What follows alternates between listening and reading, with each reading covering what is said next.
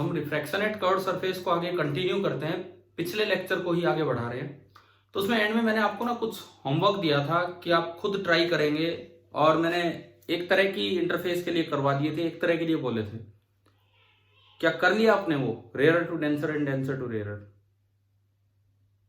Yes sir. और proof हो गया आराम से, रे डायग्राम बना के, नॉर्मल बना के, इस तरीके से, ठीक है ना? क्योंकि बोर्ड एग्जाम में मैंने कहा कि स्पेसिफाई करके आ जाता है कि भाई ये वाला केस लो और उसमें फॉर्मूला बनाओ। तो ऐसा नहीं होगा कि आप एक प्रूफ रट के चले गए। किसी को दिक्कत हो उसमें, मैंने कौन सी सरफेस के लिए करवाए थे कल? कॉनकेव इंटरफेस के लिए कि कॉन्वेक्स के लिए? पिछले लेक्चर में कॉन्वेक्स। तो कॉनकेव आपको करने के लिए दिया था। किसी को दिक्कत है कॉनकेव इंटरफेस में उन फॉर्मूलों को प्रूफ में? नहीं है। और जिसने नहीं किया ट्राई, मैं आज फिर कहता हूं आज कर लेना, अगर कल ना कर पाए, भूल गए हम तो हम शुरुआत, आज की क्लास की शुरुआत फिर एक सवाल से ही करते हैं। और मान लो ये क्वेश्चन कैसा है, एक अलग तरह का मीडियम है, स्फेरिकल मीडियम, बाहर एयर है, दोनों साइड बाहर एयर है, और इस मीडियम का रिफ्रैक्टिव इंडेक्स है 2। ये एक स्फीयर है जिसका रेडियस r है। एक स्फीयर है, स्फेरिकल मीडियम है, और उसका रेडियस है r। ये इसका कोई एक्सिस हमने दिखाया इस वाले पॉइंट से, ये जस्ट इधर का पॉइंट है, r डिस्टेंस दूर आपने रखा है ऑब्जेक्ट यहां रखा है। अब आपको बताना है कि इमेज कहां बनेगी। तो बताओ कितनी बार रिफ्रैक्शन होगा, कितनी बार रिफ्रैक्शन होगा?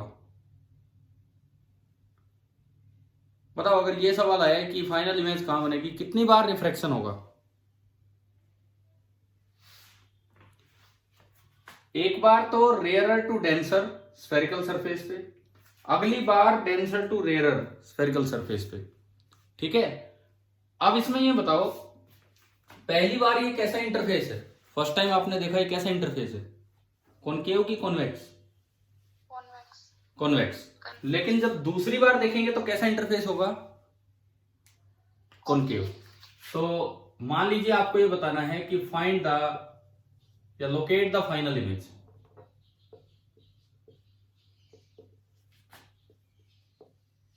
लोकेट से याद आया, लोकेश है कि नहीं क्लास में? लोकेश है, वो भी क्लास में।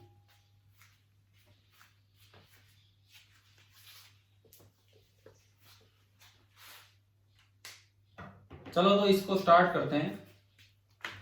फाइनल इमेज लोकेट करनी है। सॉल्यूशन के अंदर पहला स्टेप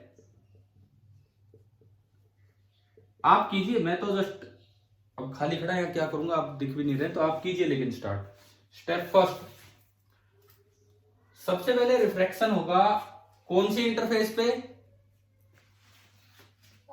कॉन्वेक्स पे।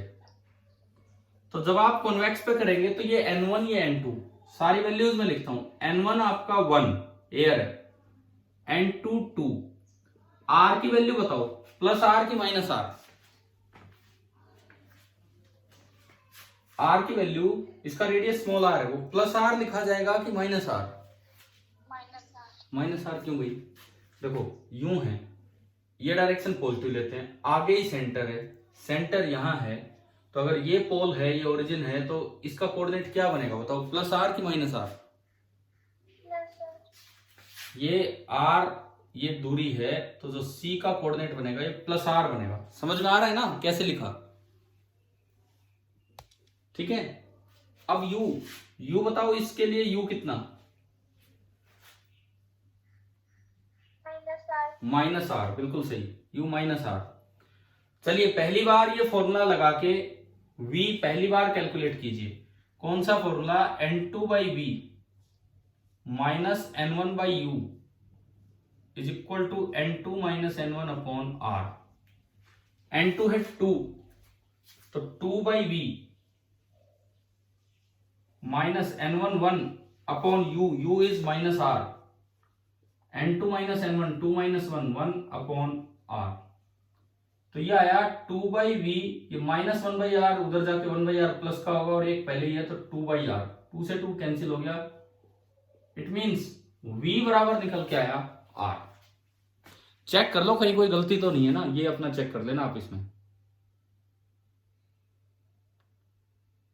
हाँ भाई, समझ में आया कि नहीं आया?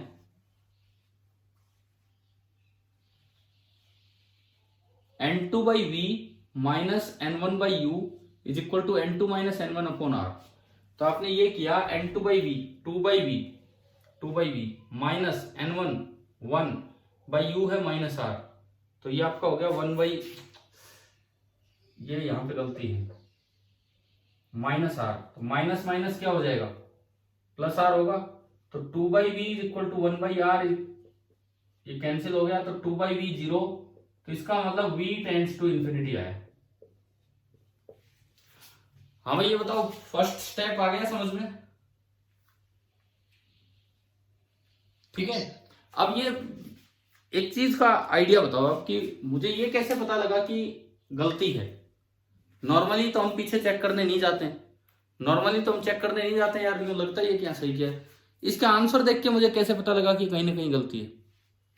हमारा आंसर निकल के आया था फर्स्ट टाइम जब आपने एक मिस्टेक की, u माइनस आर रखना था और हमने वो r रख के गलती की, तो v आ गया r।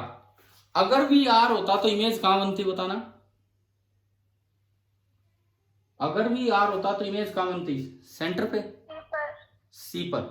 c पर तो इमेज बन ही नहीं सकती, क्योंकि c तो नॉर्मल ऐसे बनेगा, कोई भी रे आएगी टुवार्ड्स नॉर्मल बैंड होगी तो वो ऐसे थोड़ी हो, तो नॉर्मली इंसिडेंट रे होती तो वही जाके c पे बनती। तो उससे देखो ये छोटी छोटी चीजें इसलिए दिमाग में रहनी चाहिए। जैसे अभी गलती हो गई, ये को जानबूझ के गलती नहीं की थी कि मैं आपको ये बताना चाह रहा था, ऐसा कुछ नहीं है। अभी गलती हो गई थी लेकिन आंसर ऐसा आया, अगर कुछ और आता तो शायद हम रीचेक भी ना करते और गलत ही आंसर निकाल जाते। लेकिन आंसर ऐसा आया जिसने हमें आइडिया दिया कि भाई ये तो हो ही नहीं सकता, क्योंकि ये तो नॉर्मली इंसिडेंस के केस में ही हो सकता था ऐसा। तो इसलिए हमें पता लगा और हमने दोबारा चेक किया। अच्छा, ये तो और भी खतरनाक काम आ गया। v टेंड्स टू इंफिनिटी मतलब रेज कैसे होगी आफ्टर रिफ्रैक्शन? आफ्टर रिफ्रैक्शन जो रेज हैं वो बिल्कुल पैरेलल होगी। अब आप दूसरे स्टेप पे आइए, सेकंड स्टेप। उधर एयर है और इधर n2 है। स्टेप सेकंड के लिए आपका इंटरफेस कैसा है? कॉनकेव। स्टेप सेकंड के लिए इंटरफेस है आपका कॉनकेव। कॉनकेव इंटरफेस पे इधर n1 कितना? 2 एंड n2 बाहर एयर है 1। r कितना इस सरफेस के लिए? ये पोल बनेगा ये, और आगे वाली डर माइनस r, ये पीछे रह गया सेंटर। u कितना? u ये जो इमेज बनी है वो अगले के लिए ऑब्जेक्ट का काम करेगी। तो इमेज इंफिनिटी पे है, it means u tends to इसके लिए क्या हो जाएगा? इंफिनिटी। समझ में आ गया ना? ठीक है। आपने फिर दोबारा फॉर्मूला लगाया n2 बाई वी, अब फाइनल भी आएगा minus n1 by U is equal to n2 minus n1 upon r। n2 by V तो 1 बाई वी आपको निकालना है, माइनस n1 बाई यू, ये 0 हो गया क्योंकि something upon infinity, 2 upon infinity 0 is equal to n2 minus n1, 1 minus 2 minus 1, 1 minus 2 minus 1 divided by r, and r is minus r। Minus minus cancel हो गया, 1 by V is 1 by r, तो v is equal to r। v equal to r का मतलब image कहां बनी है? Centre पे नहीं बनी ना। अब यही तो गड़बड़ हो रही है। देखो अब इसमें ये ऑब्जेक्टिव बन के आएगा तो एक ऑप्शन सेंटर भी होगा। सेंटर अगर r होता तो फिर आपने इसको माइनस r क्यों लिखा है? अगर सेंटर r ही होता तो इस कोऑर्डिनेट सिस्टम में v equal two plus r आया है, तो बताओ इमेज कहां बनी होगी? बोलो बोलो, इमेज कहां बनी होगी? ये सेंटर पे नहीं हो सकती है, ये प्लस आर का मतलब आगे, इससे भी बाहर निकल के आर डिस्टेंस इधर आपकी इमेज बनी। तो बड़ा सिमेट्रिकल सा काम हो गया। देखो इधर ऑब्जेक्ट था आर डिस्टेंस, तो उधर जाके इमेज बनी आर डिस्टेंस उधर। ये माइनस प्लस का ध्यान रखें भाई, क्या कैसे इंटरप्रेट करना है इस चीज को, क्या समझ आ गया कि नहीं यहां तक? हाँ जी बोलिए, क्लियर है? ठीक है। क्लियर है? तो मैं आगे बढ़ूं, इसी में एक चेंज करके आपको क्वेश्चन दूंगा। सपोज आप यार रिप्लाई किया करो, देखो मैं 3 बार पूछता हूं तब भी कोई एक आधा बच्चा बोलता है, रिप्लाई जरूर किया कीजिए। सपोज इसको कंबाइन करते हैं मिरर के साथ, मैंने यहां पे पॉलिशिंग कर दी, अब आगे क्या है उससे तो कोई मतलब ही नहीं, ये लो बस पॉलिशिंग कर दी, इधर एयर है और ये n = 2 है और ये कर दिया, यहां ऑब्जेक्ट रखा है। अब सवाल है लोकेट द फाइनल इमेज। अब ये सवाल है कि लोकेट द फाइनल इमेज।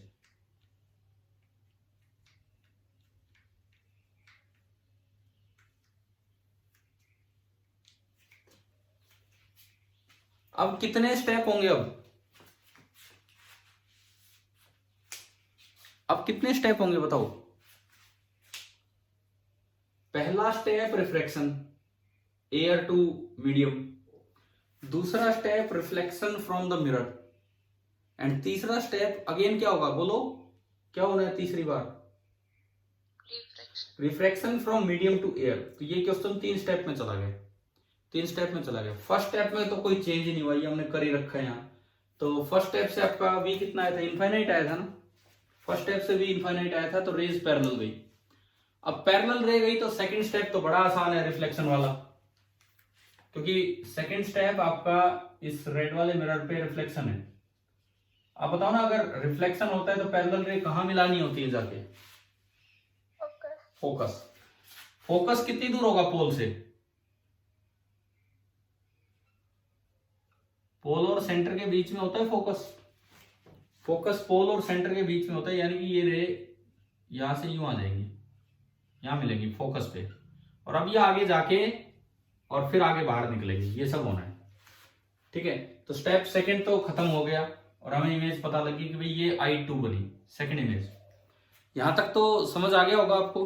ठीक है, अब कई बार बच्चे ऐसे सवालों में क्या करते हैं, बस 2 स्टेप लेके फाइनल इमेज का आंसर दे आते हैं, क्योंकि ऑप्शन मिलेगा तो एक ये मिलेगा कि इमेज यहां बनी है, सेंटर से भी R/2 आगे, ऑप्शन एक ये भी मिलेगा। अब वो फिर एक और बार भी तो रिफ्रैक्शन होगा, ये फाइनल इमेज नहीं है, रिफ्रैक्शन हुआ, रिफ्लेक्शन हुआ, लेकिन फाइनली एक और रिफ्रैक्शन होगा। तो मैं तीसरे स्टेप पे चलूं, जो हमारा थर्ड एंड लास्ट स्टेप होगा। तीसरा जो स्टेप होगा दैट इज अगेन रिफ्रैक्शन, और तीसरे स्टेप के लिए इंटरफेस कैसा है आप बताओ? कॉन्वेक्स की कॉनकेव? हाँ, ये उधर से रेज आ रही थी, कॉनकेव शेप दिखेगी। अब थोड़ा एक्सिस सिस्टम का ध्यान रखना, ये ओरिजिन, लेकिन ये वाली डायरेक्शन अब पॉजिटिव होगी। अब ये वाली डायरेक्शन पॉजिटिव होगी, ये n1, ये n2। n1 कितना? n1 कितना? 2। ये ध्यान रखना है भाई, जिधर से भी आए वो n1। इमेज ये है जो यहां फोकस पे है, फोकस कितनी दूर है? देखो ये r और ये R/2, तो जो फोकस है वो इधर से 3R/2 पे है, 3R/2। तो जो u होगा आपका, u हो गया -3R/2, u हो गया -3R/2। चलिए वो फॉर्मूला लगाएं फिर दोबारा से ये वाला, और निकालो कि v क्या आ रहा है, फिर उसको लोकेट करेंगे, वो फाइनल इमेज होगी।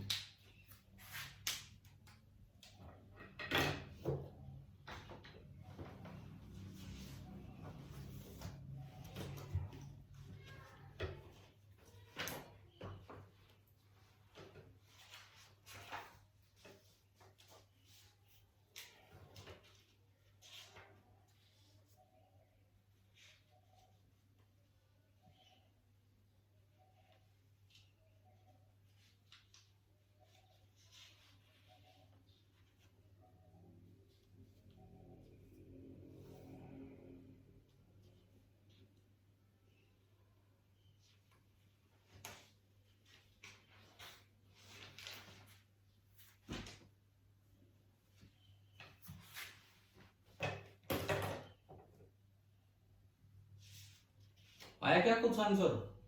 इक्वेशन ही तो लगानी है।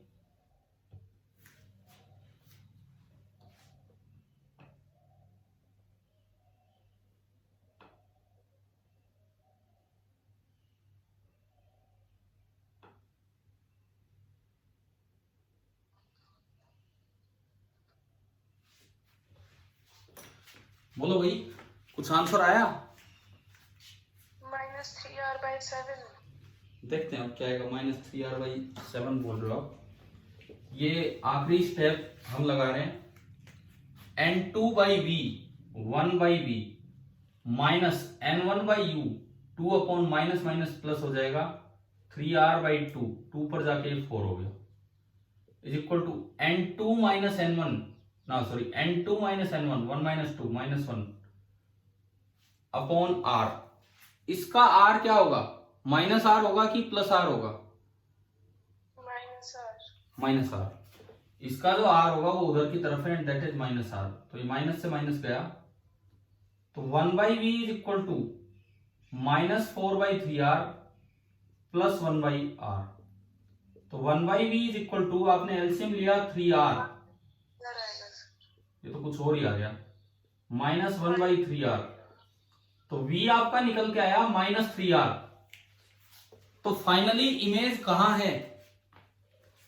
ये पोल था, ये ओरिजिन था, तो -3r मतलब उधर पीछे r r और r। तो क्या वही इमेज नहीं पहुंच गई जहां पिछले सवाल में आई थी? है ना? तो बिल्कुल वहीं पे इमेज बनेगी। तो फाइनल इमेज वो वर्चुअल इमेज होगी, क्योंकि रे जा ही नहीं सकती है मिरर से पीछे। इसके पीछे 3r मतलब इमेज यहां बनेगी फाइनल इमेज, इधर से भी r डिस्टेंस दूर, और ये जो इमेज होगी ये वर्चुअल इमेज होगी। पिछली बार रियल इमेज थी, इस बार वर्चुअल। तो इस तरह के सवालों में ढंग से आइडेंटिफाई करना कि क्वेश्चन में इमेज लोकेट कहां की है। सेंटर से बोले तो ये 2r है, एक एज से बोले तो r है, इधर वाले एज से बोले तो 3r है। तो ध्यान से देख लेना भाई क्या किस तरह से ऑप्शन लिखे हैं। तो अब ये बताओ, स्फेरिकल सरफेस पे रिफ्रैक्शन आ गया समझ में, है ना?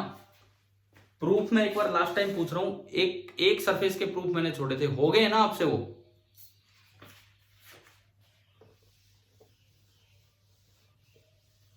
कितने बच्चों ने कल ट्राई किए भाई वो? क्योंकि ज्यादातर बच्चों को तो याद रहता ही नहीं है उस समय कि अगले दिन कि ऐसा कुछ दिया होगा।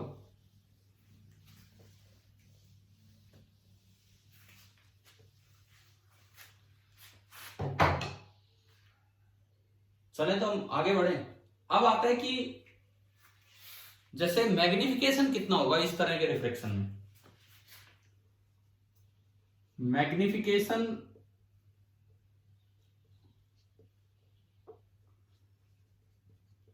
ऑफ एक्सटेंडेड ऑब्जेक्ट्स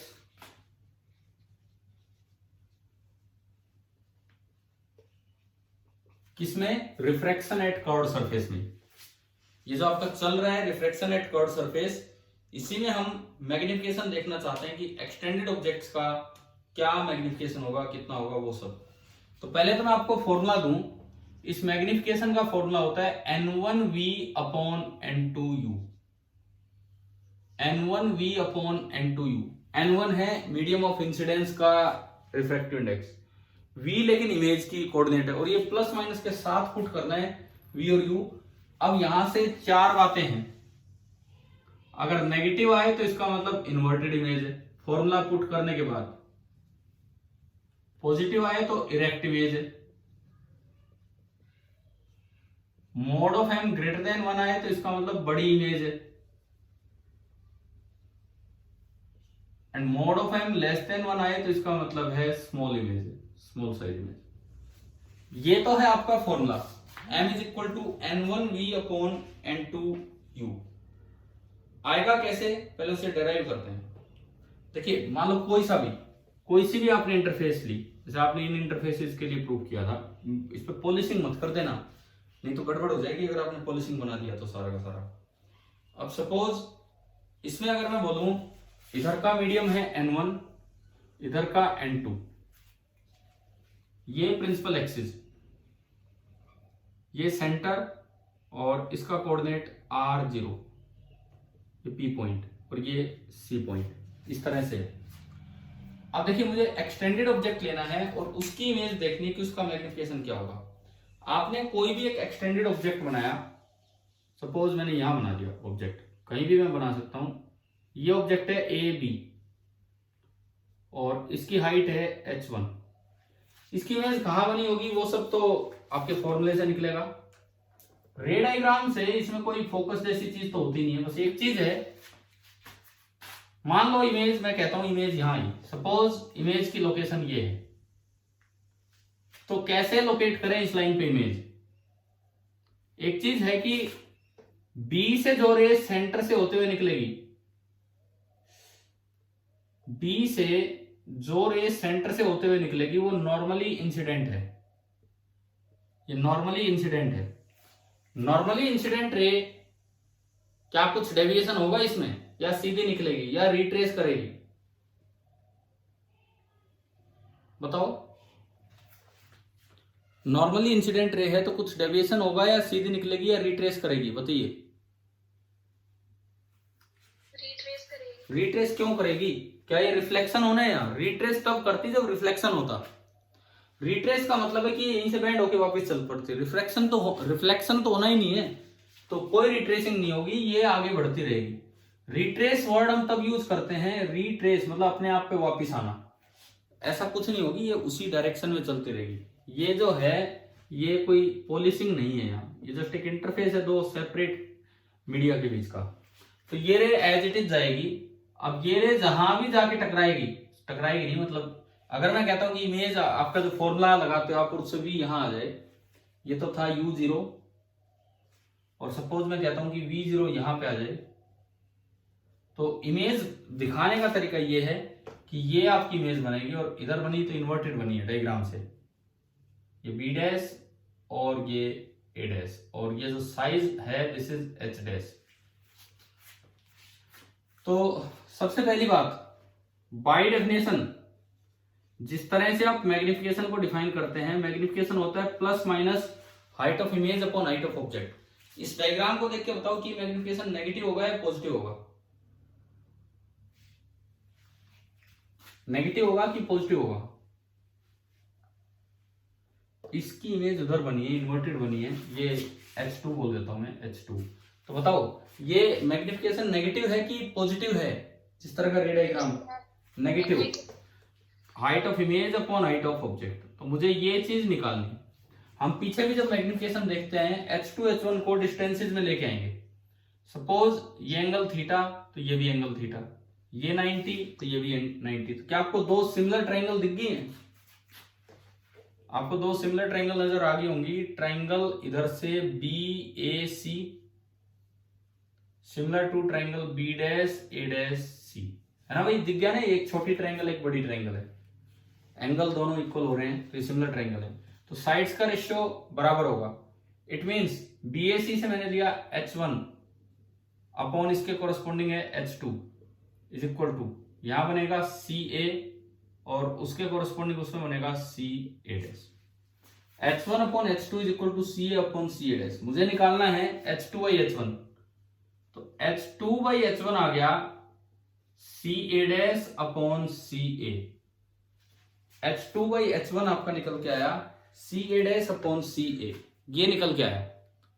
अब इसमें देखो P से लिखो, क्योंकि कोऑर्डिनेट में तभी रिलेट कर पाओगे। CA डैश, P से अगर CA डैश को लिखना हो, P से अगर CA डैश को लिखना हो तो CA डैश को मैं लिख सकता हूं PA डैश माइनस PC। भाई इसका मतलब क्या हो रहा है कि H2 बाई H1 बराबर C से शुरुआत करनी है तो P से, तो CA डैश को मैं लिख सकता हूं PA डैश माइनस PC। बताओ क्या ये समझ में आया कि नहीं आया? क्या बोला है मैंने यहाँ पे? यस। ऐसे ही फिर बताओ CA को क्या लिखें? P से शुरू करके लिखना है CA को, CA PA प्लस PC। आ गया समझ? CA is PA plus PC, क्योंकि मैं कोऑर्डिनेट्स में तभी ला पाऊंगा जब सब कुछ P से लिखा जाए। बस अब तो ये आ गया कोऑर्डिनेट में। मुझे चाहिए माइनस H2 बाई H1, तो अगर मैं यहां से माइनस H2 बाई H1 निकालूं, माइनस H2 बाई H1, तो ऊपर वाला चेंज हो जाएगा, तो PC minus PA dash upon PC plus PA, ये तो सेम है।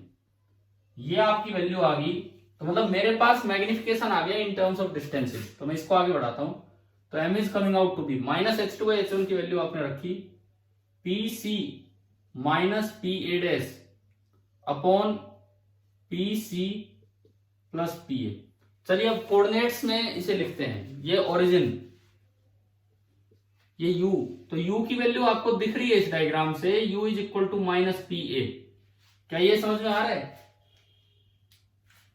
u is minus P A, इसका मतलब जहां भी पी ए होगा, पी ए की जगह आप लिख पाएंगे minus you. u is minus P A means P A आपका बनेगा माइनस यू। ठीक है, उसके बाद देखो, उसके बाद r की वैल्यू कितनी है? r की वैल्यू है प्लस पी सी। अगर r की वैल्यू पी सी है तो जहां भी पी सी आया है, जहां भी पी सी आया है, आप उसकी जगह r लिख सकते हो, इसमें भी और इसमें भी। क्या ये दोनों समझ में आ गए आपको? अब मैं आता हूं v पे, पी ए डैश। आप अगर देखें तो v जो है, v is coming out to be P A dash. v आपका पूरा पूरा पी ए डैश आया, मतलब जहां भी इसमें पी ए डैश है उसकी जगह आप लिख सकते हो v। तो आप इसमें चारों के चारों वैल्यूज पुट कर दीजिए, तो ये m आया, m इज इक्वल टू, ऊपर क्या बना r माइनस वी, और नीचे क्या बना r, एंड ये प्लस है लेकिन माइनस यू आगे आएगा, तो ये भी बन जाएगा r माइनस यू। आप बताइए क्या यहां तक समझ में आ गया मैग्निफिकेशन? ठीक है, अब इसको उसमें कैसे कन्वर्ट करें? ये तो मेरे पास मैग्निफिकेशन आ गया, r minus we upon r minus U. Formula ये भी हो सकता था, फॉर्मूला ये भी हो सकता है, लेकिन इसको उसमें कैसे कन्वर्ट करें हम, r minus we upon r minus U को उस फॉर्म में। इसके लिए अपने जो v की पोजीशन लोकेट करते हैं उस फॉर्मूले से आप चलिए, v की जो पोजीशन आप लोकेट करते हैं उस फॉर्मूले से आप चलिए कि कैसे होगा। देखिए, आपका फॉर्मूला होता है n2 बाई वी माइनस, ये इक्वेशन 1 बोल दी मैंने, इसको यूज करेंगे, n1 by U is equal to n2 minus n1 upon r। अब यहां से मैं कैसे निकालूं ये चीज in terms of n1 n2, तो ये वाली चीज कैसे निकाल के लाऊं बताओ आप? अब क्या करो, n2 की टर्म एक साइड कर लो, n1 की टर्म एक साइड, तो ये बनेगा n2 by V minus n1 by U is equal to n2 by r minus n1 by r। आपने क्या किया, n2 की टर्म एक साइड की, n2 common, 1 by V minus 1 by r, n1 की टर्म उधर गई, ये प्लस हो जाएगा, ये प्लस हो जाएगा, n1 कॉमन, तो 1 by u minus 1 by r। This implies n2 into एल्सियम लिया v into r, r minus v बराबर n1 इंटू एल्सियम लिया u into r upon r minus u। मुझे चाहिए r minus we upon r minus u, एक r से एक r कट गया, तो यहां से देखो r minus we upon r minus U, ये नीचे आया, ये v ऊपर गया, तो n1 v, और ये n2 नीचे गया u के साथ, upon n2 u, n1 v upon n2 u। ये आपका फॉर्मूला आ गया r minus we upon r minus U का, n1 v upon n2 u। ये आपने उठा के इसमें रखा, तो मैग्निफिकेशन का ये प्रूफ हो गया। ये प्रूफ भी अच्छा प्रूफ है, क्योंकि यहां तक आके बच्चा रुक जाता है, फिर एक स्टेप और आगे जाना होता है इसमें। पहले तो आप ये बताओ, क्या ये प्रूफ आ गया समझ? Yes sir. ठीक है, अब मैं एक क्वेश्चन इस पे दे रहा हूं, आप वो ट्राई करेंगे। एक्सटेंडेड ऑब्जेक्ट का फॉर्मूला ही यूज करवा रहे हैं आपसे, और कुछ नहीं।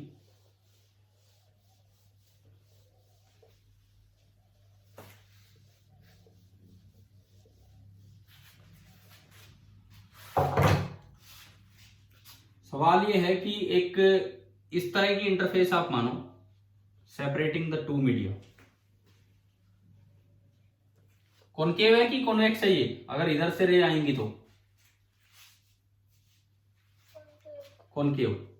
मान लीजिए n1 1 है, मैं तो n1 n2 नहीं, मैं n लिख रहा हूं, इधर n ये है और इधर n है 4 भाई, इसको आप पॉइंट्स में दे सकते हो 1.33। एक साइड n1 है और एक साइड n है 1.33। अब इसमें इसका जो रेडियस ऑफ कर्वेचर है वो है 20 सेंटीमीटर। ये जो सरफेस है इसका रेडियस ऑफ कर्वेचर है 20 सेंटीमीटर, लेकिन ऑब्जेक्ट थोड़ा दूरी पे है, ऑब्जेक्ट रखा हुआ है 40 सेंटीमीटर दूर, और ऑब्जेक्ट की साइड है 1 सेंटीमीटर ये साइड लेंथ है। तो आपको इमेज के बारे में सब कुछ बताना है। क्या क्या बताना है सुनो। Location, nature, orientation and size. Location की कहां होगी इमेज, नेचर की रियल है कि वर्चुअल है, ओरिएंटेशन की इरेक्ट है कि इन्वर्टेड है, और साइज एग्जैक्ट साइज कितना होगा, छोटा बड़ा लेकिन साइज। ये इमेज के बारे में आप कीजिए भाई, ये सवाल कीजिए, कैलकुलेट कीजिए कि कैसे करें। ये आपके सामने फॉर्मूला रहा, आप कीजिए इसको।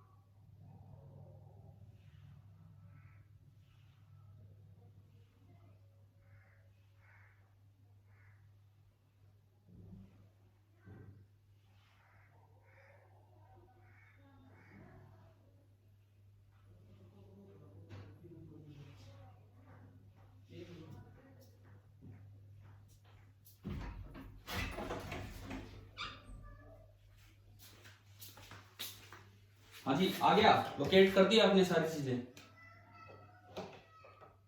पहले तो ये बताओ v कितना आया, v की इमेज कहां बनेगी,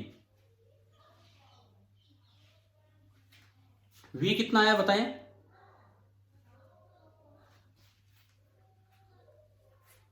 अरे बोलो, देखो कितना टाइम मैंने आपको दिया, v बताओ v कितना आया।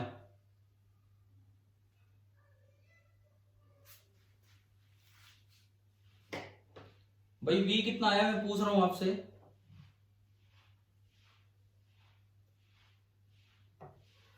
क्या आवाज सुनाई नहीं दे रही मेरी।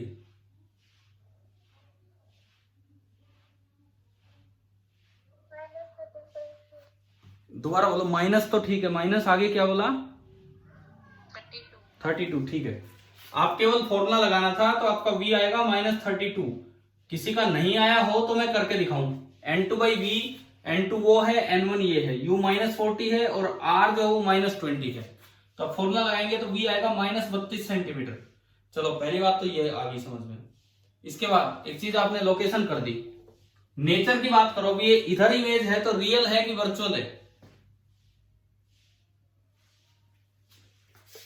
वर्चुअल, क्योंकि रे तो आगे निकल जाती है, कोई मिरर थोड़ी लगा है, रे तो आगे निकल गई और फिर इमेज यहां बन रही है। इसका मतलब नेचर फिक्स हो गया कि ये वर्चुअल इमेज है। ओरिएंटेशन, ओरिएंटेशन और साइज इस फॉर्मूले से चलेगा।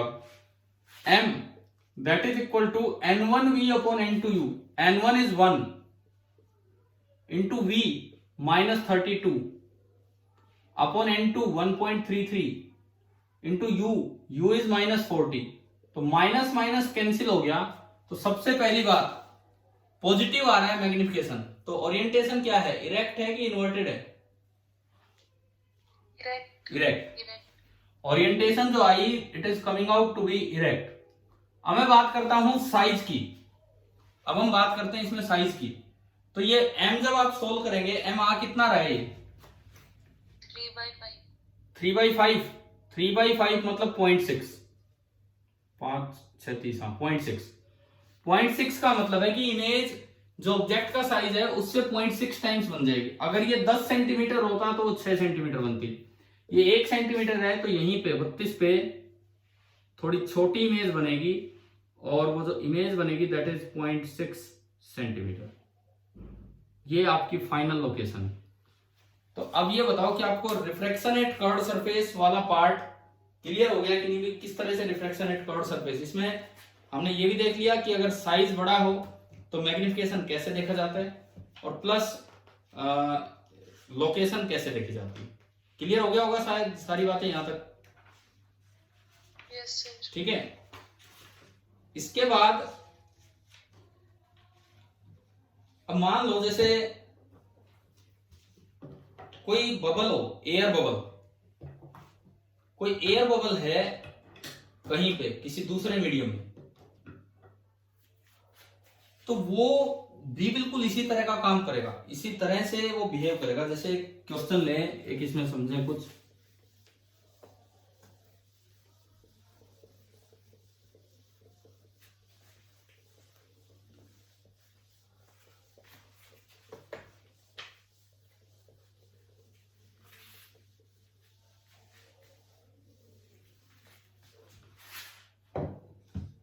सपोज आपको एक एयर बबल दिया है, लेकिन जो बबल है वो ग्लास के अंदर है, जो एयर बबल है वो ग्लास के अंदर है। ऐसा कुछ अरेंजमेंट है कि ये कोई ग्लासी मीडियम है और ग्लास के अंदर कोई एयर बबल है। ग्लास जिसका की रिफ्रैक्टिव इंडेक्स होता है 3/2 एंड एयर बबल जिसका रिफ्रैक्टिव इंडेक्स होता है 1। तो लिक्विड में तो बबल होता ही है। हमने मान लिया कि ग्लास स्फीयर के अंदर, ग्लास स्फीयर के अंदर ही बोल देते हैं, ग्लास वाला जो पार्ट है वो भी एक स्फीयर ही है। इसको भी मैं स्फीयर ही बना रहा हूं कि बाहर एक ग्लास है और एक ग्लास के स्फीयर के अंदर कोई एयर बबल है। ग्लास का रिफ्रैक्टिव इंडेक्स 3/2 और ग्लास स्फीयर का रेडियस है 10 सेंटीमीटर। जो भी ये ग्लास स्फीयर है इसका रेडियस आपको दिया है 10 सेंटीमीटर, इस तरह का दिया गया है। अब आपसे पूछा जाए कि जो बबल है वो सरफेस से 4 सेंटीमीटर अंदर था और उसको बाहर से देखा जा रहा है। बबल है वो सरफेस से 4 सेंटीमीटर अंदर था और उसको बाहर से देखा जा रहा है। थोड़ा सा क्वेश्चन चेंज करते हुए हम चल रहे हैं। एयर बबल है वो यहां है, बाहर खुद एयर है और ये एयर बबल ग्लास से 4 सेंटीमीटर अंदर है और इसको आप यहां से विजुलाइज कर रहे हो, इसको आप यहां से विजुलाइज कर रहे हो इस तरह से। तो आपको ये बताना है कि apparent depth of the bubble क्या होगी। एक बार मैं सवाल लेता हूं ऐसा कि ऊपर ये कर्व सरफेस ना होके ये प्लेन सरफेस है, नीचे ग्लास है और ये बबल है 4 सेंटीमीटर नीचे और आप इसको ऊपर से विजुलाइज कर रहे हो, फिर दोबारा से आप एयर की साइड हो, इसमें apparent depth from the surface क्या होगी और इसमें apparent depth from the surface क्या होगी। ये कोई बबल है, इसकी apparent depth from the surface, पहले उधर वाले में बताओ, उधर वाले में प्लेन सरफेस का नॉर्मल नियर नॉर्मल इंसिडेंस पढ़ा था ना हमने, प्लेन सरफेस का नियर नॉर्मल इंसिडेंस पढ़ा था। तो इसमें तो सीधा हमारा फॉर्मूला था D dash is equal to D upon N relative, है ना भाई, याद आ गया होगा। D dash is equal to D upon N relative, N relative होता था N I upon N R. N I कितना, इसके लिए जिस तरह से ये वाला मेथड यूज करते थे, एन आई कितना होगा ग्लास का या एयर का, एन आई,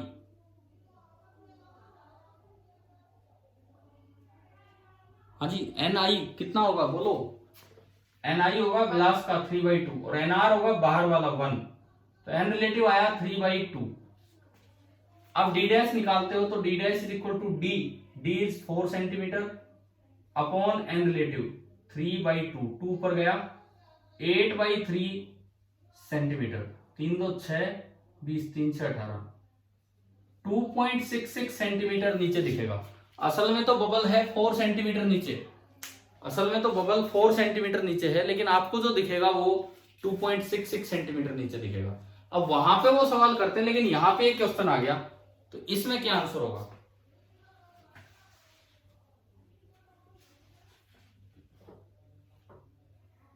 वहां पे तो आपने कर ही लिया वो सवाल, अब यहां पे सवाल आ रहा है, तो इसमें कैसे करें, क्या इसका आंसर होगा।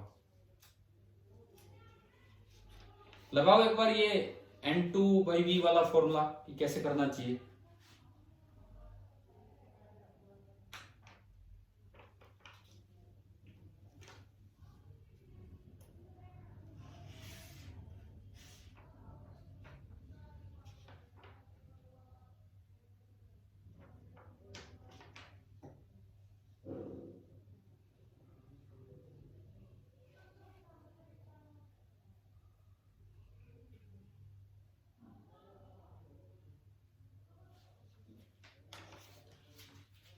हाँ जी बोल रहे हो, अब इसमें चलो ठीक है देखते हैं हम। ऑब्जेक्ट इधर है, ऑब्जर्वर उधर है, तो इधर से उधर रेज आएंगी। इस सवाल में अगर हम सोल्व करें, इस बबल की पोजीशन कितनी अंदर होगी, N1 कितना बोलिए, N1 3/2 या 1, बोलो भाई बोलो यार, N1 कितना है, 3/2 है कि 1 है, इन दोनों में। ये ऑब्जेक्ट है, इसको ऑब्जर्वर उधर से देख रहा है, तो इसकी रेज कुछ रिफ्लेक्ट होंगी। बताओ N1 कितना, N1 3/2। यार 5 बार क्यों पूछना पड़ता है मुझे। N2 कितना, बाहर एयर है 1, N1 N2 हो गया। अब बताएं U कितना है, U कितना इस इंटरफेस के लिए, ये ऑब्जेक्ट रखा है यहां,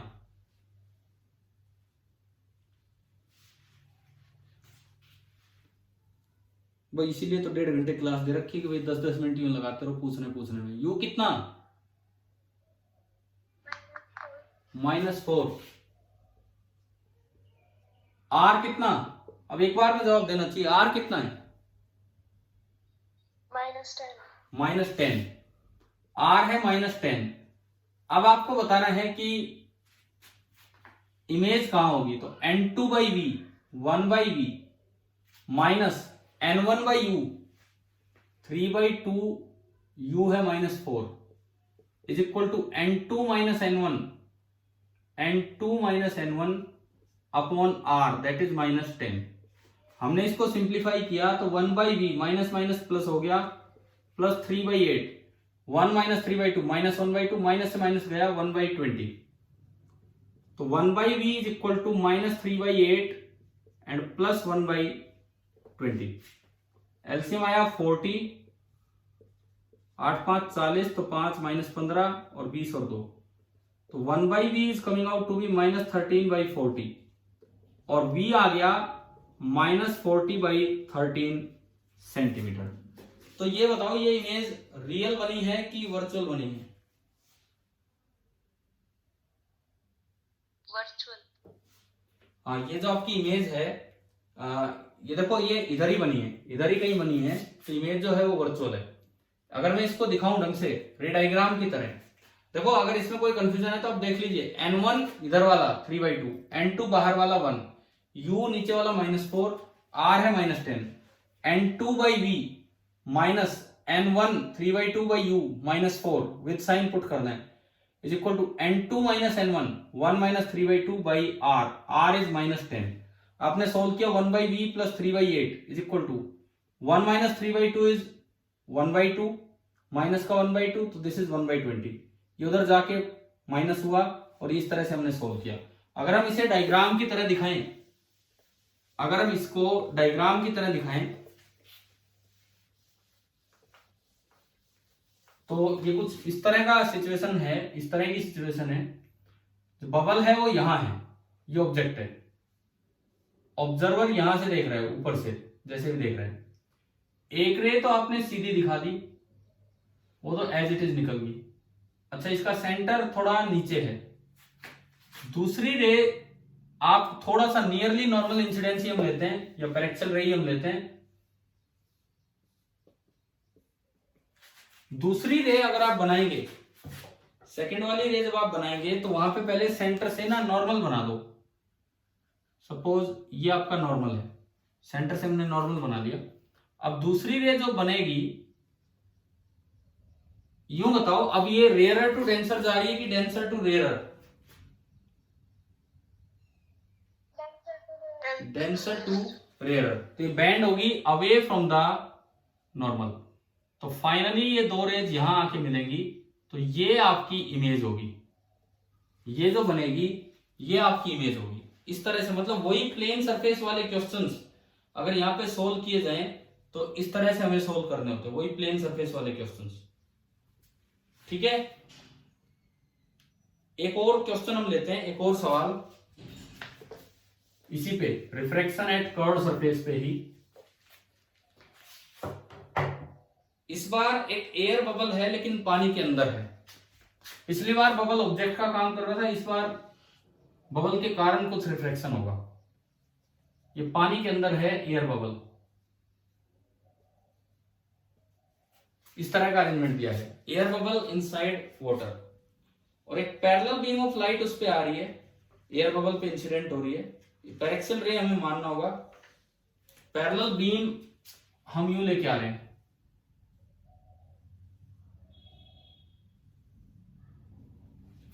इस तरह की ray of light parallel beam इस पे इंसिडेंट हुई। एयर बबल का रेडियस है 2 मिलीमीटर, एयर बबल का जो रेडियस है दैट इज 2 मिलीमीटर। ये आपको रेडियस दिया गया है, तो आपको बताना है कि फाइनल इमेज कहां बनेगी। फाइनल इमेज कहां बनेगी ये आपको बताना है।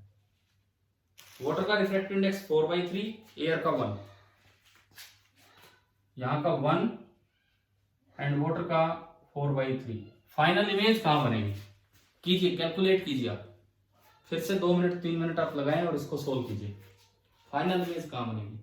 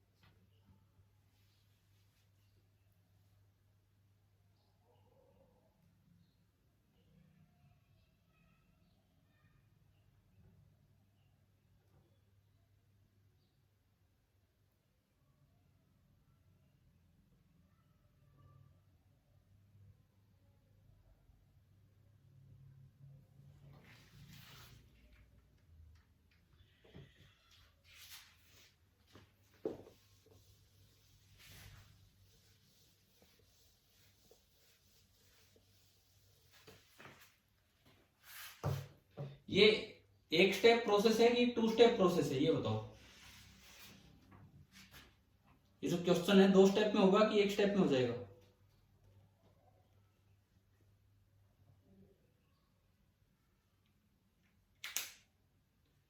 ये थोड़ा यार जवाब दिया करो। देखो ऐसे तो मैं पूछता ही रहता हूँ, 1 स्टेप में होगा या 2 स्टेप्स में होगा ये?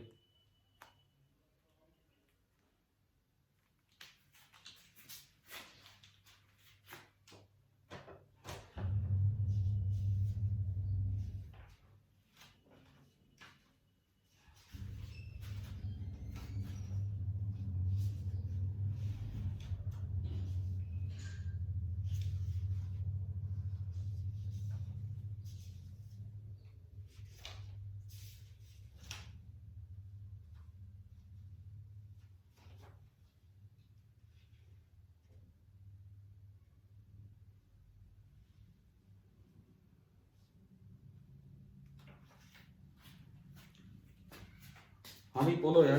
देखो स्टेप फर्स्ट, पहला स्टेप हम लेके चल रहे हैं। सबसे पहले रिफ्रैक्शन एट, बताओ कॉनकेव इंटरफेस है कि कॉन्वेक्स इंटरफेस है? पहला रिफ्रैक्शन कॉन्वेक्स। ये है आपका कॉन्वेक्स। तो पहला रिफ्रैक्शन आपका हुआ कॉन्वेक्स इंटरफेस पे, फर्स्ट रिफ्रैक्शन। तो सारी चीजें बताते चलो। n1 4/3, n2 1। मैं बोलूं n1 तो आपको बोलना चाहिए क्या है, ये मैं कितनी बार बोल रहा हूं। u बोले, u कितना है? इनफाइनाइट। हाँ इंफिनिटी। u है आपका इंफिनिटी। इट मीन्स 1/u जहां भी होगा वो 0 हो जाएगा। अब बोलिए r, इस सरफेस के लिए जो r होगा वो r कितना होगा, वो बोलिए। बोलो, मिलीमीटर नहीं, बोल दो, मत बोलो, मैं लिख देता हूं। प्लस का 2 मिलीमीटर। तो पहली बार इमेज निकालते हैं, कहां बनेगी?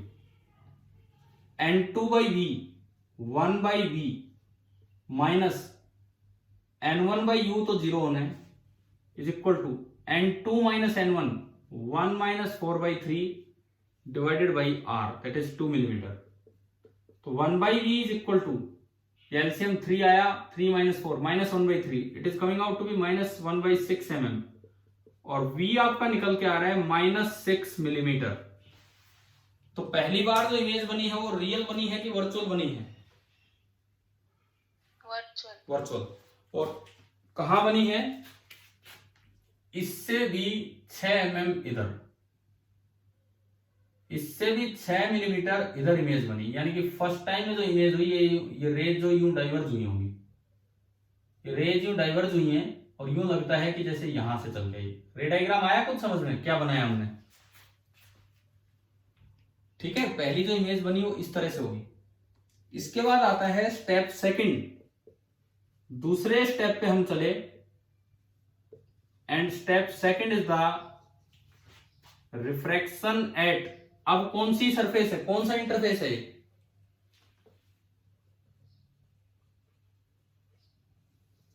Refraction at concave interface. करवाइए, दूसरा करवाइए। अब क्या बनेगा क्या नहीं? n1 और देखो n1 कितना 1, n2 4/3, u कितना होगा इस बार सेकेंड सरफेस के लिए? u देख के बोलना है ढंग से। Minus 10 mm। यहां से देखना है तो 4 ये और 6 ये, तो u हो गया माइनस 10 मिलीमीटर। r, दूसरी सरफेस के लिए r कितना है? सेकेंड सरफेस के लिए r है माइनस 2 मिलीमीटर। r है ना, समझ कैसे, इधर है वो। ठीक है, अब फाइनल v निकालो। दोबारा से यही फॉर्मूला लगाओ, n2/v माइनस n1/u, एंड उससे माइनस जो भी आएगा, मतलब फाइनल v आप निकालिए।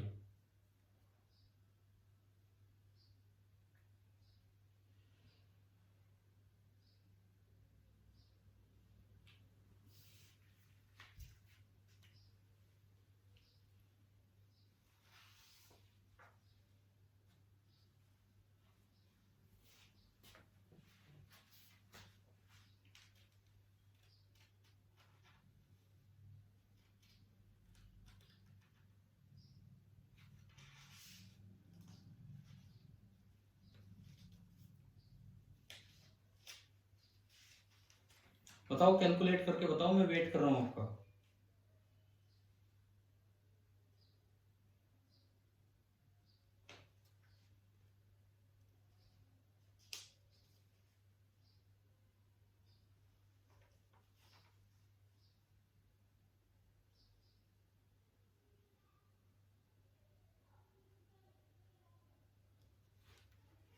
हाँ जी, बोलोगे। वी कितना आ रहा है यहां से सोल्व करने पे? -5. -5 मिलीमीटर। अब -5 मिलीमीटर को अगर यहां लोकेट करूं तो यहां से 5 पहले, तो 2 और 2 4 और ये 1 5। इसका मतलब फाइनली जो रेज हैं वो और ज्यादा बाहर डाइवर्ज होंगी और ये यूं जाएंगी। फाइनली जो रेज हैं वो और भी ज्यादा बाहर डाइवर्ज होंगी और यूं जाएंगी, और ये आपकी लोकेशन है, फाइनल इमेज ये बनेगी। विद रे डायग्राम आपको एक क्वेश्चन समझ आया कि नहीं आया, बताओ। ठीक है, विद रे डायग्राम ये समझ आना चाहिए। अब इसमें अक्सर जो ऑप्शंस मिलते हैं वो सेंटर से इमेज की दूरी के मिलते हैं। तो सेंटर से इमेज की दूरी कितनी है फाइनल इमेज की? सेंटर से फाइनल इमेज की डिस्टेंस कितनी है? 3 mm। हाँ, ठीक है ना, इस तरह से। और ये रियल इमेज है कि वर्चुअल इमेज है? फाइनल जो इमेज है ये वर्चुअल। एक लास्ट क्वेश्चन ले रहे हैं, फिर हम लेंस की तरफ प्रोसीड करेंगे, क्योंकि रिफ्रैक्शन एट कर्व्ड सरफेस तो अब मुझे लगता है कि शायद आपको समझ आने लग गया होगा। देखो, एक इस तरह का स्फीयर दिया है जिसका रिफ्रैक्टिव इंडेक्स है 2, बाहर एयर है और इसका रिफ्रैक्टिव इंडेक्स 2 है। इसका रेडियस आपको दे रखा है 3 सेंटीमीटर। ये इसका कोई एक डायमीटर हमने दिखाया, ये इसका कोई भी एक डायमीटर दिखा दिया, बाहर एयर है। ये डायमीटर किस तरह से दिखाया है? ये इस तरह दिखाया है कि 45 डिग्री पे है, इस वर्टिकल लाइन के साथ 45 डिग्री पे ये डायमीटर है। अब इसमें क्या होता है कि एक पैरेलल बीम इस ट्रांसपेरेंट हेमिस्फीयर पे, एक नैरो पैरेलल बीम इंसिडेंट की जाती है इस डायमीटर के parallel.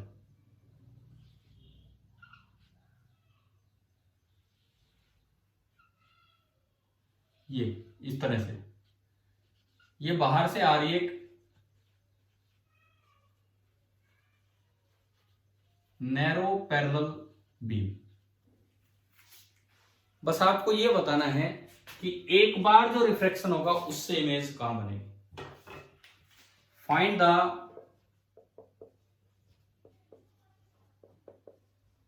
Image formed by first refraction. पहले रिफ्रैक्शन से जो इमेज बनेगी वो कहां बनेगी, बस ये पूछा इसने इस सवाल में। फर्स्ट रिफ्रैक्शन से जो इमेज बनेगी वो कहां बनेगी, ये आपको बताना है।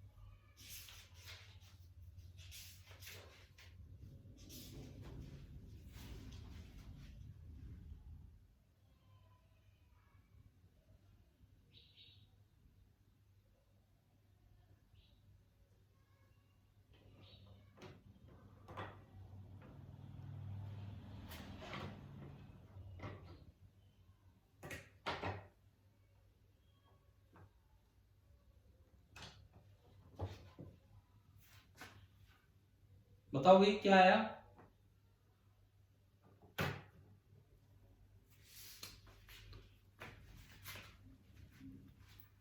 देखो इस बार केवल आपसे केवल एक इंटरफेस के बाद पूछा है यहां पे, कि यहां पे जो होगा रिफ्रैक्शन, तो ये पोल, ये आगे वाली डायरेक्शन पॉजिटिव डायरेक्शन होगी ये। अब आप वैल्यूज लिखो। n1 कितना, बोलो, इतना बहुत ज्यादा टाइम ले रहे हो आप यार क्वेश्चन करने में। n1 कितना? 1। n2 2। r कितना? r कितना? प्लस का 3 सेंटीमीटर, ठीक है। u कितना है? u infinite, u tends to infinity, यानी कि 1/u 0 हो जाएगा। अब v कैलकुलेट करना है, v, तो n2/v 2/v minus n1/u 0 is equal to n2 minus n1 2 minus 1 1 by r, r is 3। आपने क्रॉस मल्टीप्लाई किया तो v आ गया 6 सेंटीमीटर। बताओगे कहां है ये इमेज? कहां पे है ये वाली इमेज? बिल्कुल इस P के डायमेट्रिकली अपोजिट पॉइंट पे, क्योंकि 6 सेंटीमीटर तो यहां आके बनेगा। ऐसी ये रे भी हल्की सी बेंड होगी और 6 सेंटीमीटर पे जाके मिलेगी, तो यहां आके मिलेगी। तो जो फर्स्ट रिफ्रैक्शन से जो इमेज बनी, फर्स्ट रिफ्रैक्शन से जो इमेज बनी वो यहां पे बनी। क्या ये समझ में आ गया? बताओ। ठीक है, यानी कि अगर इसका आंसर पूछा जाए तो डायमेट्रिकली अपोजिट पॉइंट, अगर ये कोई पॉइंट ए दे रखा है तो डायमेट्रिकली अपोजिट पॉइंट बी पे जाके फर्स्ट रिफ्रैक्शन की इमेज बनेगी। एक बार ये बताओ, ये क्लियर हुआ कि नहीं, किस तरह से किया था सोल्व? ठीक है। अब अगर सेकंड रिफ्रैक्शन की बात हो जाती, अब अगर सेकंड रिफ्रैक्शन की बात हो जाती यहां पे, तो ये ऑब्जेक्ट जो होगा सेकंड रिफ्रैक्शन के लिए बिल्कुल उसके पॉइंट के पास हो गया। तो फॉर सेकंड रिफ्रैक्शन अगर आप देखते तो ये वाली डायरेक्शन होती पॉजिटिव। सेकंड रिफ्रैक्शन के लिए अगर आप देखते तो ये वाली डायरेक्शन होती पॉजिटिव। अब देखो u कितना है सेकंड रिफ्रैक्शन के लिए, पूछा नहीं इस सवाल में, लेकिन मैं आपसे अब आगे थोड़ा बढ़ा रहा हूं उसको। u कितना है सेकंड रिफ्रैक्शन के लिए? फर्स्ट इमेज बिल्कुल यहां बनी तो u कितना होगा? 0। अगर u 0 है तो 1/u टेंड्स टू इंफिनिटी। अब देखो इस बार n2 1 है और इस बार n1 2 है, अंदर से बाहर आई, r होगा अंदर की तरफ, तो r आपका बनेगा -3 सेंटीमीटर। आप शायद समझ में आ रहा होगा किस तरह मैं लिख रहा हूं। फॉर्मूला लगाया n2/v 1/v minus n1/u 2/0 is equal to n2 minus n1 -1 upon r -3, ये कट गया 1/3, तो ये आया 1/v is equal to 1/3 plus 2/0। 2/0 is infinity, infinity में थोड़ी सी चीज जुड़े भी तो कोई फर्क नहीं पड़ रहा, तो 1/v इज इंफिनिटी, और 1/v इंफिनिटी का मतलब है v अगेन कितना आ गया? 0। इसका मतलब सेकेंड रिफ्रैक्शन से तो कोई फर्क ही नहीं पड़ेगा, यहीं पे बिल्कुल इसके डायमेट्रिकली अपोजिट पॉइंट पे ही इमेज रह जाएगी। तो मतलब इस सवाल में चाहे आपसे पूछा हो image formed by first refraction और चाहे आपसे पूछा हो फाइनल इमेज, दोनों का आंसर क्या आएगा?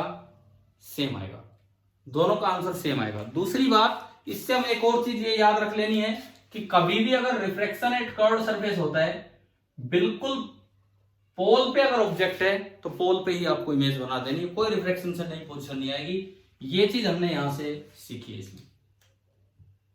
ठीक है भाई, समझ में आया? ठीक है, इसके बाद देखो,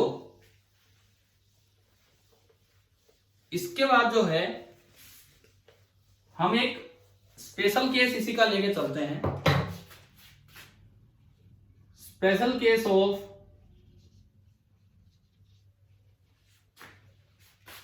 refraction at spherical surface, spherical interface. कौन सा स्पेशल केस, क्या देख रहे होंगे उसमें, सुनिए।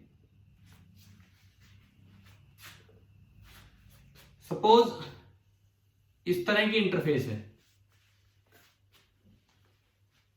और यहां ऑब्जेक्ट है, कहीं भी मान लो ऑब्जेक्ट, इधर मान लो, उधर मान लो, इधर मान लो, ये बर्ड ही है, फिश है, जैसे हम फिश बर्ड वाला क्वेश्चन किया था, ये फिश है। यहां से ये डी डेप्थ नीचे है, यहां से डी डेप्थ नीचे, ये ऑब्जर्वर है ऊपर, बर्ड है ये उसको देख रहे हैं। इधर का रिफ्रैक्टिव इंडेक्स है एन डेंसर और इधर का रिफ्रैक्टिव इंडेक्स है एन रेयर, या डेंसर रेयर छोड़ो, ये आपका है एन इंसिडेंस एंड ये आपका है एन रिफ्रैक्शन, ये है। तो आप जो प्लेन सरफेस वाला फॉर्मूला बनाया करते थे उसमें एन रिलेटिव क्या लिखते थे आप? एन रिलेटिव आप बोला करते थे N I upon N are, और जो अपेरेंट डेप्थ का आपका फॉर्मूला था, अपेरेंट डेप्थ का, वो था D dash is equal to D upon N relative, था कि नहीं? लेकिन ये फॉर्मूले वैलिड थे प्लेन सरफेस पे, और अभी मैं डायग्राम में दिखाया है कि स्फेरिकल सरफेस है, स्फेरिकल सरफेस है इस तरह की। तो इसमें अगर देखा जाए, इसमें अगर पूछा जाए आपसे कितना क्या डी डैश होगा, कुछ ही ऊपर दिख रहा है हमें, यहाँ पे फिश नजर आ रही है, तो ये डी डैश कितना होगा? तो इस बार तो आपने पूरा वो फॉर्मूला लगाना पड़ेगा। क्या? इधर से रेज आएंगी यूं, तो ये वाली डायरेक्शन पॉजिटिव, बताओ n1 कितना, n1 कितना है? अगर वो डायरेक्शन पॉजिटिव, इधर से रेज आ रही है, ये इंसिडेंस मीडियम है, n1 हो गया ni, n2 हो गया nr, u कितना, u माइनस डी, u आपका है माइनस डी। सपोज इस सरफेस का रेडियस ऑफ कर्वेचर है r, तो नीचे की तरफ है सेंटर, तो r आपका हो गया माइनस r। एक बार बताएं क्या ये चीज समझ में आ रही है यहां तक? ठीक है।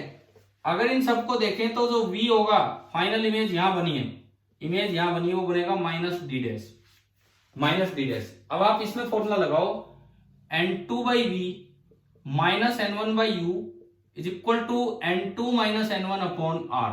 आपने एक फॉर्मूला लगाया n2 बाई वी, तो n2 है nr, v आपका है minus D dash, minus n1 है ni और u आपका है minus d, is equal to n2 minus n1 nr minus ni upon r, और r आपका है minus r।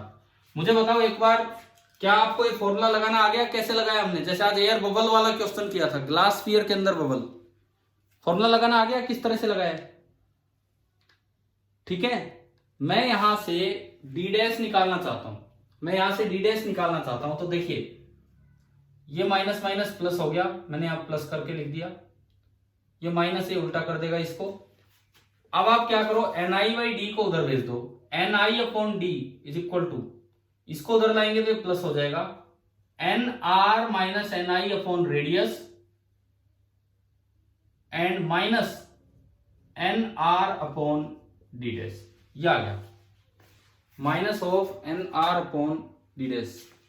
N i by D मैंने उधर भेजा, क्या किया, दोबारा से मैं लिखता हूं, मुझे डी डैश चाहिए तो मैं इस टर्म को उधर भेज रहा हूं, तो N R by d dash is equal to n i by D को इधर ही रखिए, और इसको जब इधर लाएंगे तो प्लस का बन के आ जाएगा N R minus N I upon are. अब देखो डी डैश क्या आ रहा है, सुने। अब यहां से अगर मैं निकालता हूं, इस स्टेप को आगे लेके चलूं, दोनों साइड एन आर से डिवाइड कर दो, एन आर से, तो 1 by d dash is equal to n i by n r upon d, that is n relative upon d, क्योंकि n i by n r को ही आप एन रिलेटिव बोलते हैं। एन रिलेटिव का मतलब है N I upon N are. मैंने क्या किया, इस इक्वेशन को दोनों साइड एन आर से डिवाइड कर दिया, इस इक्वेशन को दोनों साइड एन आर से डिवाइड किया, N R by n are 1, N i by n R N relative, plus अगली टर्म में नीचे तो आर है, radius of curvature, N R by n are 1 minus N i by n are होगा N relative. ये आपका ये बना। अब मैं स्पेशल केस की तरफ जा रहा था। स्पेशल केस है कि ये सरफेस का रेडियस बहुत बड़ा है, r टेंड्स टू इंफिनिटी। मान लो इस सरफेस का रेडियस ऑफ कर्वेचर बहुत बड़ा है। मैंने कहा कि रेडियस ऑफ कर्वेचर इतना बड़ा है कि r टेंड्स टू इंफिनिटी हो गया। तो अगर r टेंड्स टू इंफिनिटी करोगे तो 1/r टेंड्स टू 0 हो गया। 1/r टेंड्स टू 0 होने से ये वाली टर्म खत्म होगी, और ये वाली टर्म खत्म होगी तो देखो क्या फॉर्मूला आ रहा है, 1/d dash is equal to n relative upon d। और यहां से उल्टा करोगे तो क्या आएगा, d dash is equal to d upon n relative. d dash is equal to d upon n relative मतलब क्या, मतलब ये कि जो स्फेरिकल सरफेस से भी अपेरेंट डेप्थ पूछी जा सकती है। और ये जो प्लेन सरफेस आप पीछे पढ़ के आए हैं, जो आप पीछे प्लेन सरफेस पढ़ के आए हैं, वो तो स्फेरिकल सरफेस का एक स्पेशल केस है। नहीं तो ये आपका बन रहा है, रटने की जरूरत नहीं, अब इतने फॉर्मूले याद नहीं करने। परंतु इससे हमने ये वेरीफाई किया है कि अगर स्फेरिकल सरफेस में r टेंड्स टू इंफिनिटी कर दें तो वही प्लेन सरफेस वाला फॉर्मूला निकल के आ गया है, d dash is equal to d upon n relative. अब भाई आप ये बताओ, अब मैं मान के चल रहा हूं कि शायद अब आपको स्फेरिकल सरफेस वाला सारा का सारा काम क्लियर हो चुका है। अब शायद हमें लेंस की तरफ रुख करना चाहिए। बताओ क्लियर हो गया ना शायद ये स्फेरिकल वाला? हाँ जी ठीक है। और आप अपने HCB बुक से ये कुछ स्फेरिकल सरफेस पे रिफ्रैक्शन के क्वेश्चन स्टार्ट होते हैं 37 से। HC Verma geometrical optics page number 414 414 37 38 39 40 बस, फिर तो लेंस आ गया। आप एक काम करेंगे, उसके बाद तो हो सकता है लेंस मिक्स हो रहा है। आप एक काम करेंगे 37 to 40 ये 4 सवाल, पता नहीं उसके बाद लेंस है कि नहीं है, लेकिन आपको मैं कल के लिए होमवर्क दे रहा हूं। 37 to 40 HCB का लिख देता हूं यहां पे, जो पेज नंबर है 414 and 415, page number 414 and 415 HCB exercise है ज्योमेट्रिकल ऑप्टिक्स की। क्वेश्चन नंबर आप ये 4 ट्राई करेंगे 37, 38, 39 एंड 40। एक बार ये 4, इससे आगे भी इसके ही हैं, लेकिन आप पहले ये 4 ट्राई करके रखिए 37 to 40। जो नहीं आए पूछना, आपसे डाउट भेजना या कुछ भी कैसे भी। चलिए अब थोड़ा हम आगे बढ़ते हैं। तो जो अगला हमारा पार्ट है that is a lens. Lens के बारे में जो कि अगली क्लास में ही होगा, बस एक शुरुआत से हम कर रहे हैं यहां पे।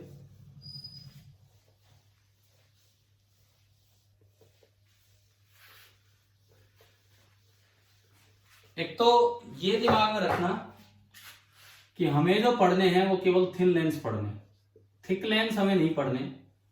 थिक लेंस अगर होगा तो वो हमारे लिए ये पिछला टॉपिक ही है। थिक लेंस अगर होगा तो वो पिछले टॉपिक की तरह होगा, रिफ्रैक्शन एट कर्व्ड सरफेस। हम जो पढ़ेंगे वो थिन लेंस ही पढ़ेंगे। थिक लेंस तो सिलेबस में नहीं है, वो ग्रेजुएशन वाले बच्चे पढ़ते हैं। अब लेंस का मतलब क्या होता है? लेंस एक ट्रांसपेरेंट मीडियम है जिसके दोनों साइड बाहर अलग मीडियम है और लेंस का मीडियम खुद का अलग है।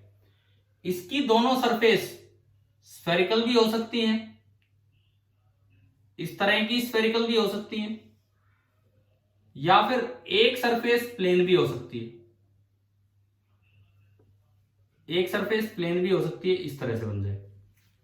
लेंसेज का क्या मतलब है? एक सिंपल एक ट्रांसपेरेंट मीडियम का पोर्शन जिसको दोनों साइड अलग अलग मीडियम, सेम मीडियम भी हो सकते हैं बाहर अलग अलग भी, लेकिन लेंस से अलग है, लेंस के मीडियम से अलग है। और इसकी जो सराउंडिंग बाउंड्रीज हैं वो या तो स्फेरिकल होंगी या फिर कोई एक साइड प्लेन होगी, इस तरह से होती है। तो मैं जस्ट आज की क्लास में आपको शेप के अकॉर्डिंग लेंस का नाम बता दूं कि शेप के अकॉर्डिंग लेंस का क्या नाम होता है। देखिए एक ये वाले लेंस है जो एक कैटेगरी के लेंस होते हैं। देखिए बाहर की तरफ जिधर से रे निकलनी है वो सरफेस मैंने कॉन्वेक्स दिखा दी, उधर से देखना, उधर से तो कॉन्वेक्स है। ये सरफेस ऐसी भी हो सकती है, ये सरफेस प्लेन भी हो सकती है, और इवन ये सरफेस कॉन्केव भी हो सकती है, अलग अलग कर्वेचर की। एक कैटेगरी तो ये है लेंसेज की, एक कैटेगरी ये है कि आउटर सरफेस ऐसी है। अब इसमें इनर सरफेस ऐसी भी हो सकती है, इनर मतलब इधर वाली ऑब्जेक्ट वाली साइड, ये प्लेन भी हो सकती है और ये ऐसी भी हो सकती है। तो ये मैंने 6 लेंसेज बनाए on the basis of this shape के अकॉर्डिंग। अब देखिए, सपोज लेंस का रिफ्रैक्टिव इंडेक्स n लेंस है और सराउंडिंग का है n surrounding, n lens and n surrounding, ये मैंने माना। ये वो कैटेगरी ऑफ लेंस है जो ये वाली जो ऊपर वाली category, this is the type of convergent lens if refractive index of lens is greater than the refractive index of surrounding. And ये जो नीचे कैटेगरी लिखी है, this is the type of divergent, फैलाने वाले लेंस है, divergent lens if n lens is greater than n surrounding. Refractive index of lens अक्सर glass होता है और सराउंडिंग लेयर होती है, तो अक्सर ये ज्यादा होता ही है। तो जिनकी आउटर सरफेस ये वाली है कॉन्वेक्स, बाहर से देखने पे कॉन्वेक्स नजर आ रही है, तो वो कन्वर्जेंट होते हैं अगर n लेंस बड़ा है n सराउंडिंग से, और ये डाइवर्जेंट होते हैं। अब इनके नाम सुनो, शेप के अकॉर्डिंग इनके नाम, ये तो काम के अकॉर्डिंग है कन्वर्जेंट और डाइवर्जेंट। शेप के अकॉर्डिंग इनके नाम, इधर से देख के बताओ ये शेप, बाहर से देखनी है शेप, पहली शेप कॉन्वेक्स है कि कॉनकेव है? Convex. कॉन्वेक्स। और उधर से देखिए दूसरी शेप कैसी है, बाहर से कॉन्वेक्स, उधर से देखोगे तो वो भी कॉन्वेक्स। तो इस लेंस को नाम दिया जाता है कॉन्वेक्सो कॉन्वेक्स और बाई कॉन्वेक्स, या सिंपल कॉन्वेक्स ही बोल दो, या फिर एक स्पेशल केस, अगर दोनों साइड का रेडियस मैग्नीट्यूड में सेम हो, अगर दोनों साइड का रेडियस मैग्नीट्यूड में सेम हो तो इक्वी कॉन्वेक्स। तो पहला लेंस ये है, शेप के अकॉर्डिंग ये उसके नाम है। पहला लेंस ये है, शेप के अकॉर्डिंग ये इसके नाम है। आगे ना समझ में नाम कैसे लिखा है, ठीक है। दूसरे का नाम बताओ क्या बनेगा। फर्स्ट शेप कैसी है, पहली सरफेस की शेप, पहली सरफेस की शेप कैसी है, Plane. प्लेन, और दूसरी, Convex. तो ये बनेगा प्लेनो कॉन्वेक्स। तीसरा बताओ नाम क्या बनेगा, बोलो। फर्स्ट सरफेस कैसी है, Concave. तो ये बन जाएगा कॉनकेवो convex. By convex, plano convex, कॉनकेवो convex, और अगर इसके दोनों साइड रेडियस सेम है तो इक्वी कॉन्वेक्स। और ये जो पहला लेंस है ना, इसका सिंबल होता है, जनरल वैसे यूज तो कम ही करते हैं हम, पर ऐसे अगर कहीं लेंस दिखाया गया है, इसका मतलब वो इधर भी कॉन्वेक्स है इधर भी कॉन्वेक्स है, ये इसका सिंबल है। ऐसे अब इसके नाम बता दो आप, ये वाली कैटेगरी। पहली शेप कैसी है, पहली शेप, Biconvex. हाँ बाई Concave. Concave, Concave. तो आप इसको कॉनकेवो कॉनकेव भी बोल सकते हो, कॉनकेवो कॉनकेव भी बोल सकते हो, बाई कॉनकेव भी बोल सकते हो, खाली कॉनकेव भी बोल सकते हो, और अगर दोनों साइड रेडियस सेम हो तो इक्वी कॉनकेव भी बोल सकते हो। और इसकी जो शेप है वो इस तरह की है, तो ये इसका सिंबल होता है, ये इसका सिंबल होता है इस लेंस का। ये कौन सा है, अब तो नाम आ गया होगा समझ में, इसका नाम बोलो क्या है, Plano concave. Plano concave. और आखिरी वाले का,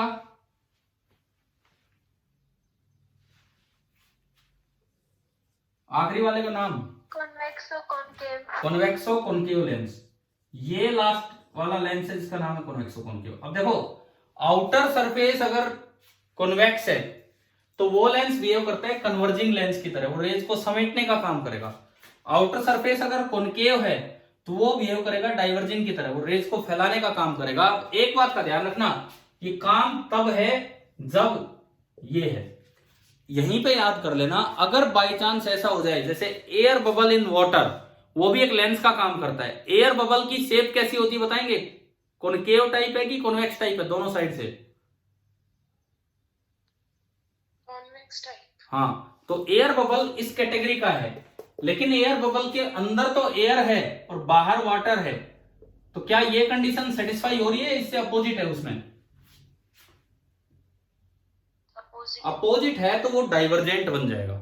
याद रखना, अगर पूछा जाए एयर बबल इनसाइड वाटर कैसे लेंस का काम करता है, तो डाइवर्जेंट। मतलब अगर आप ये कंडीशन पलट देते हो तो ये वाले जो लेंस है ये डाइवर्जेंट बन जाएंगे और ये वाले जो लेंस है ये कन्वर्जेंट। ऐसा क्यों होगा, विद प्रूफ हम चलेंगे। लास्ट के 10 मिनट में मैंने थोड़ा लेंस का इंट्रोडक्शन दिया था और आज की जो मेनली क्लास चली वो रिफ्रैक्शन एट स्फेरिकल सरफेस पे चली। बताओ, आज मैंने आपको काफी टाइम भी दिया क्वेश्चन करने के लिए, समझ में आया कि नहीं आया किस तरह से? ठीक है, अब 4 सवाल दिए हैं HCV से, वो अपने करके रखना। ठीक है भाई, थैंक यू।